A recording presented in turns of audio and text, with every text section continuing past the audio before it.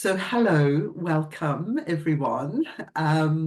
We're so deep into the underworld now with Inanna, and I'm really feeling like because we're in winter as well, it feels like, you can kind of feel this deeper and deeper into the darkness feeling as well. It's probably not quite as profound in California as it is in Britain, and um, but yeah, it feels like a really powerful year. So what I'm going to do is start with a little attunement to the 54th gene key, which is where the next gate is going to be. Um, then I'm going to look at the journey so far, just so we kind of get a sense of where the journey has taken us, and a few like really amazing of my own little stories woven in there. Because as well as doing this online, I also have been doing ceremonies with Adam in sacred places. So that's been like, wow, a whole other layer to the whole thing. And then we'll look at the astrology of the gate, which is on Wednesday. There is going to be a neurographic art ceremony if you want to join that as well. And then we'll have some time to share whatever's going on for you. There's a few people here who haven't been here for a while, so it'd be nice to catch up and see how things are going. Okay, so let's do a little attunement first, though. So I invite you to close your eyes. Take a few breaths.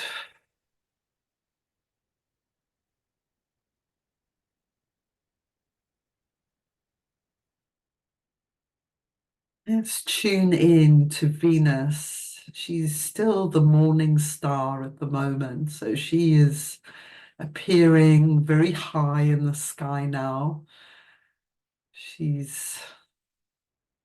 Although she's descending, she's also quite high in the sky as morning star.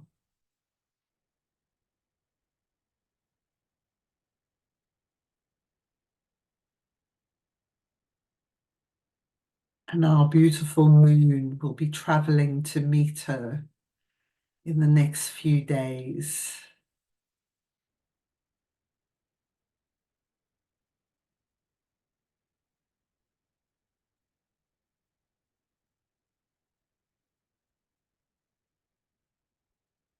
And this meeting place is taking place in Capricorn, cardinal Earth, the sign of the winter solstice. Capricorn helps us create the new forms.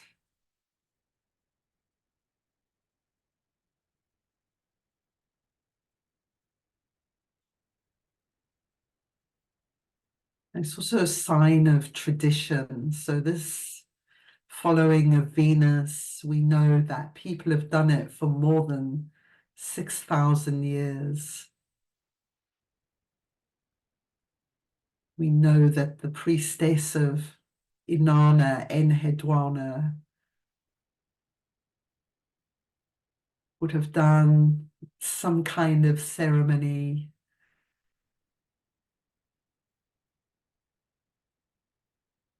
to mark these special times of the gateways of the descent of Inanna into the underworld.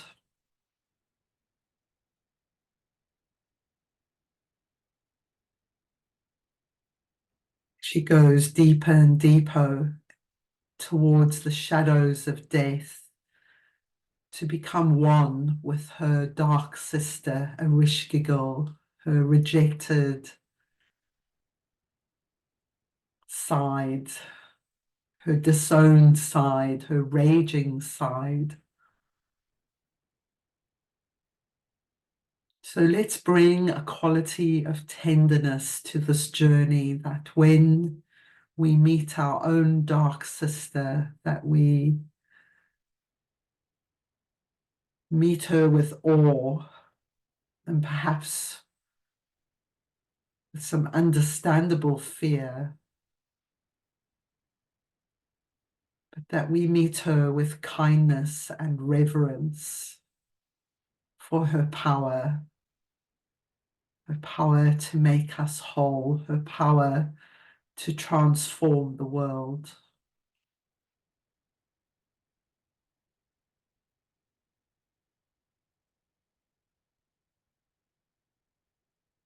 And as we come into this gateway in the 54 line 5, it's a collective line. So let's tune into that collective greed, that fear that is in all of us, that perhaps drives us into behaviors where we want to protect ourselves, we want to grab what's there, we want to make sure we're taken care of. And that might make us forget about others temporarily, forget that we are part of an ecosystem, a whole circle of life.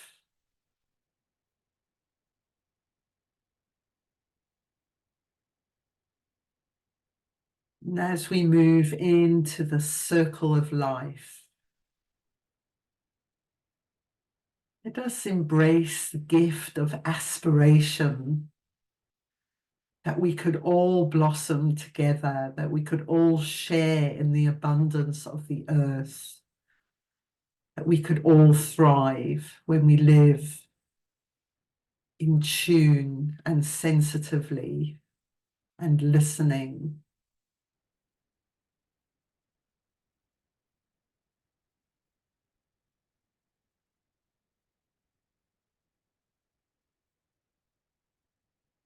And that as we move into this aspiration for the whole, we feel behind that the presence, the evolutionary force of ascension that is picking us up and dancing with us.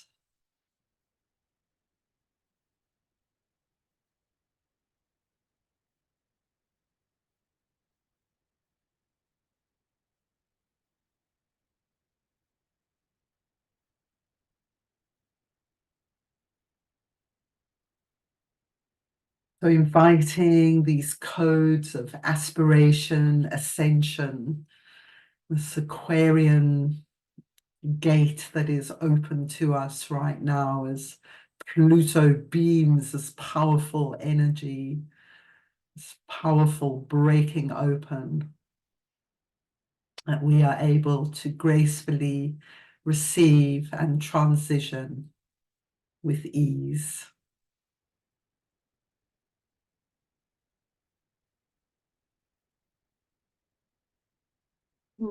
So gently opening our eyes, seeing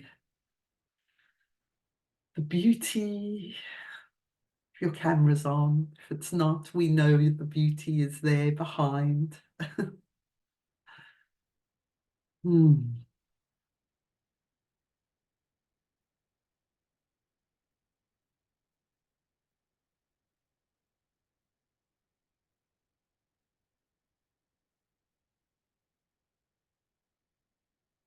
So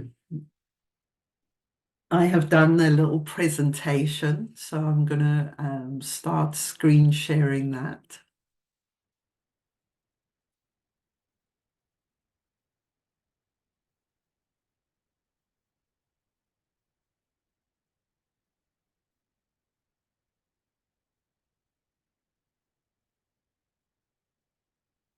Okay, so I once saw this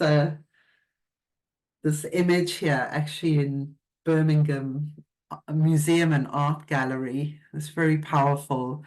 So this is from Sumeria, ancient Sumeria, and it depicts the goddess Inanna. And you can see that she has wings and she has feet. So she is bird-like. She has a serpent kind of headdress. And she's standing on two lions and she has owls with her as well. And I think the thing she's holding is like a sistrum, like they would have in ancient Egypt. So she presents as this very powerful goddess figure. So as I mentioned in our attunement, Venus is currently morning star. We are on a descent into the underworld, and we're at the sixth gate, which is, we've come down and we're at the sacral chakra with this gate. And the gate will be happening on Wednesday of this week. So this is our run-in to the gate. So here we see a more modern artist depiction of the descent of Inanna. So here she is again, that same glyph has been, the artist has painted that. And she's standing on the lions again. She's got her owls. Actually here, her headdress looks quite a lot like a beehive, doesn't it? And this is Ereshkigal, her dark sister. So Ereshkigal is Ereshkigal in the myth was actually raped, and then she was banished into the underworld. And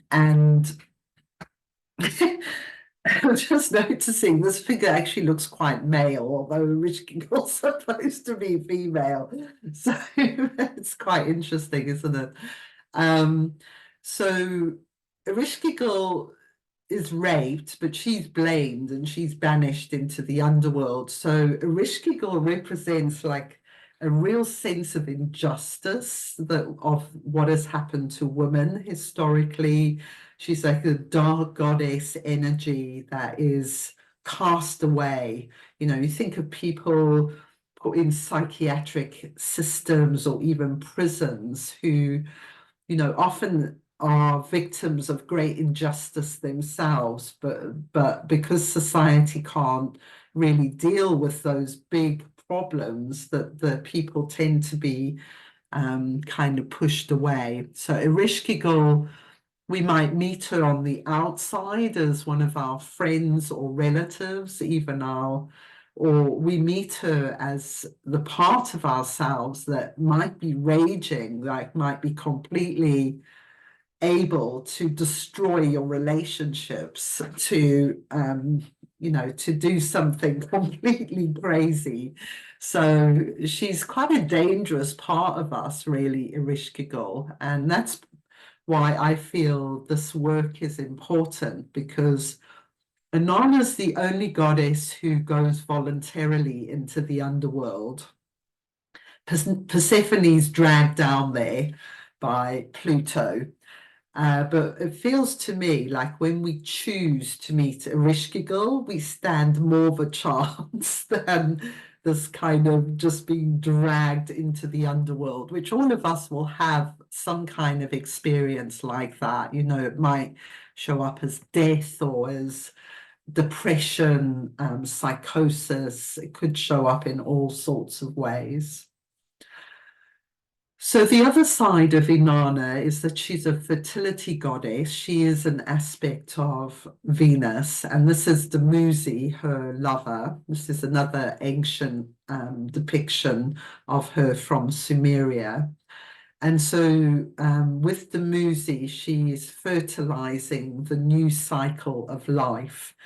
And so another reason to do this ritual is that we actually can help to refertilize the earth cycle, and especially through our body, our sexuality, our relationships, we can hold like an equilibrium for the earth through our sacred love and relationships.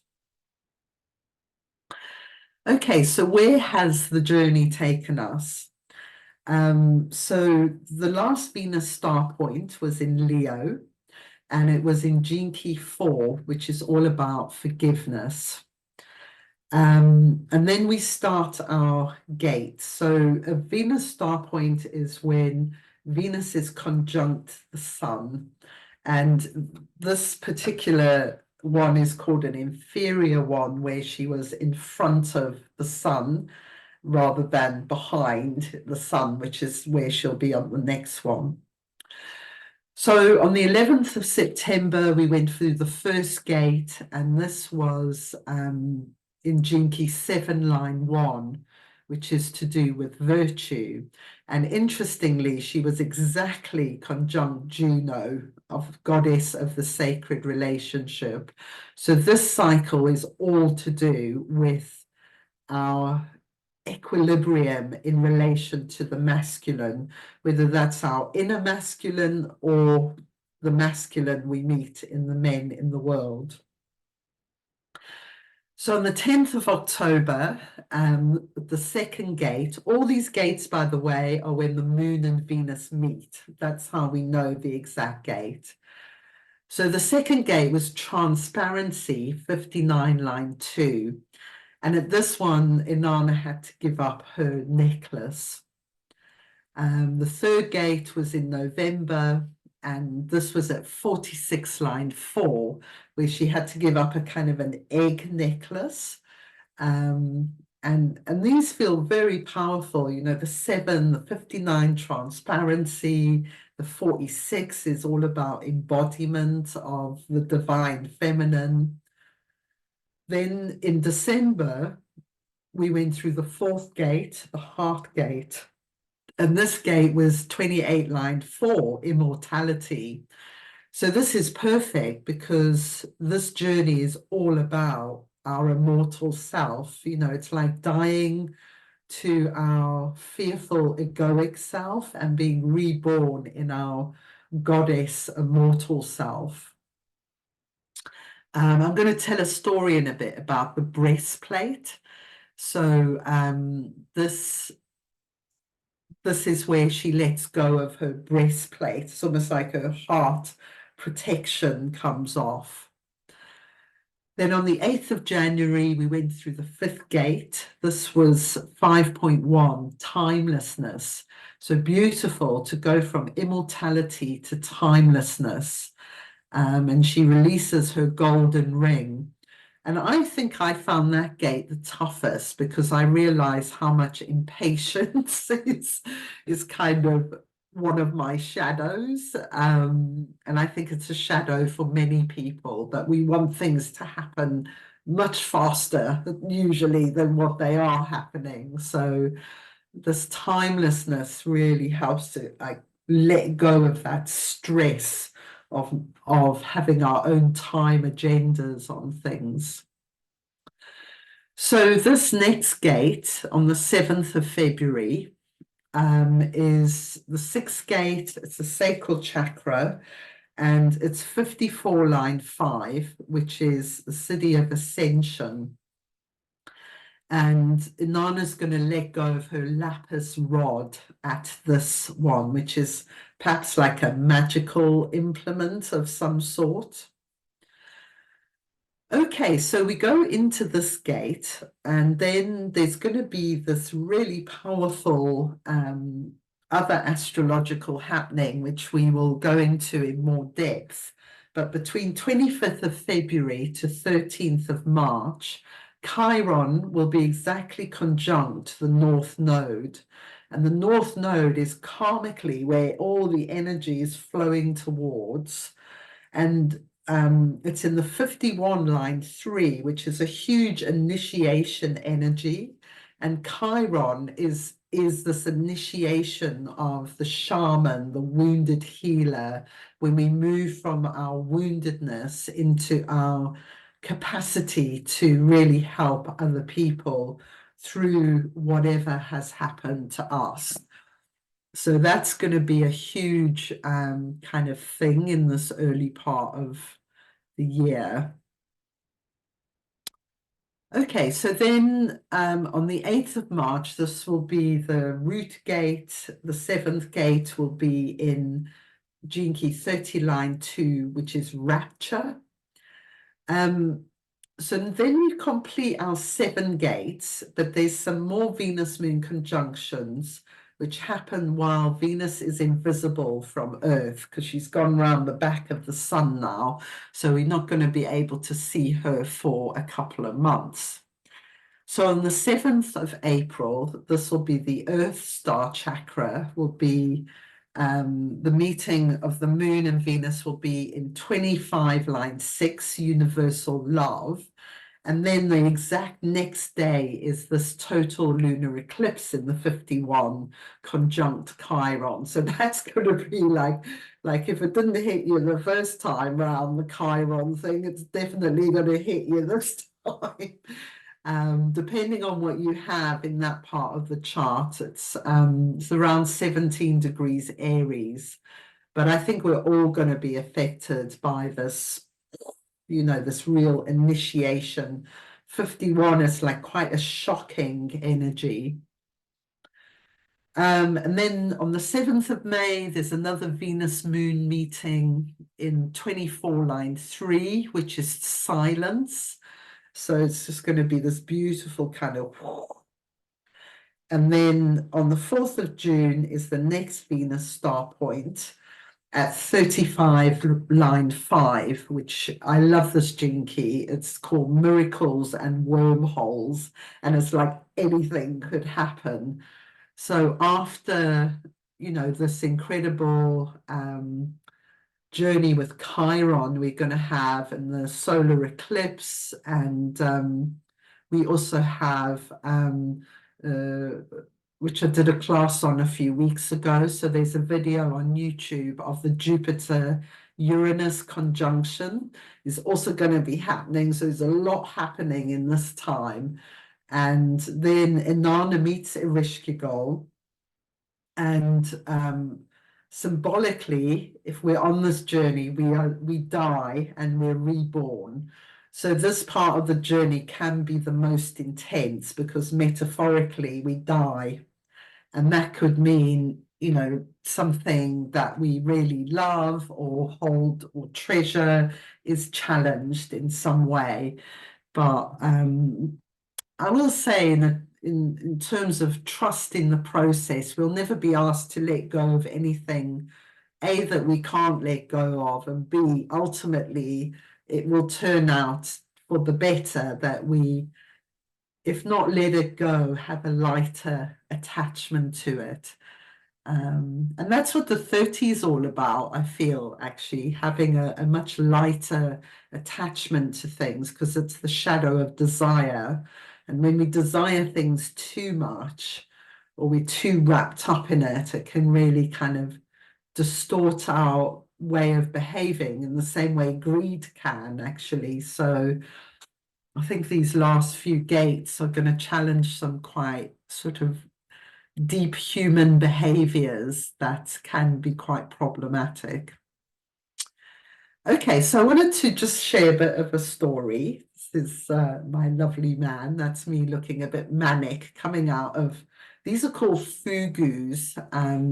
They're like subterranean sacred sites. They're mostly found in Cornwall, but apparently there is some in like France, and I read just in our paper this morning actually that there is one, maybe some in Scotland as well.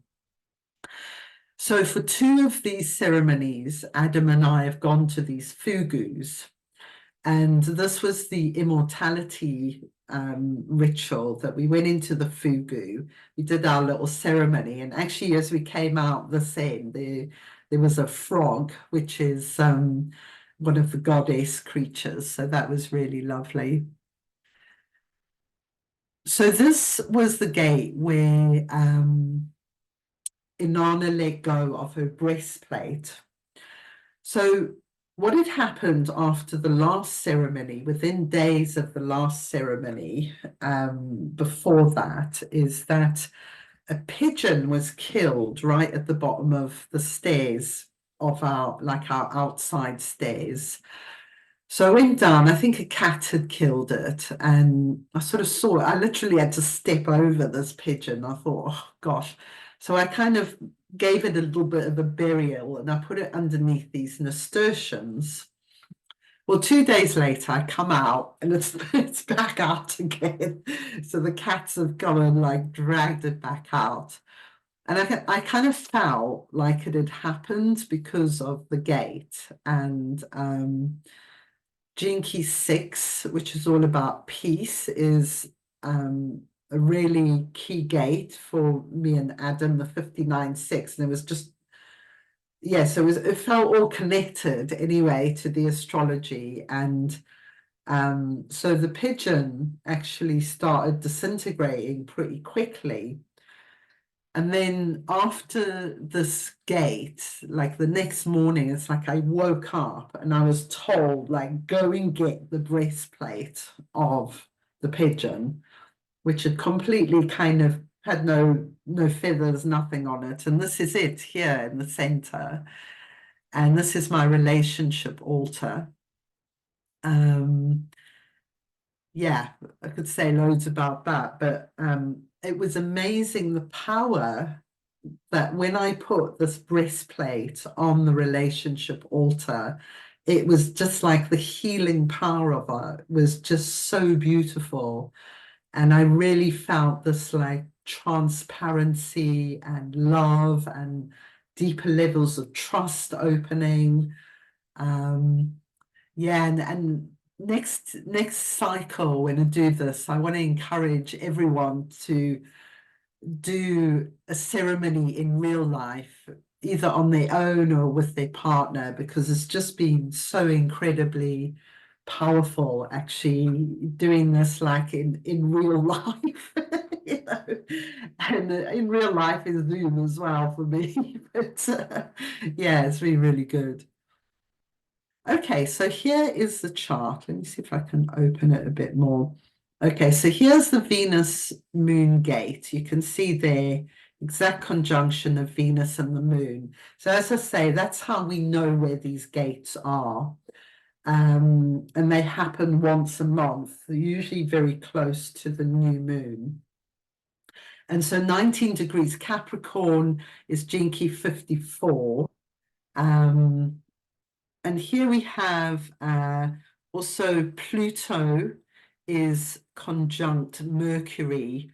So as we know, Pluto has now entered Aquarius. It's going to hang around 0 degrees Aquarius for quite a long time, but Mercury is there as well. So this is maybe challenging us into new kind of Aquarian ways of communicating.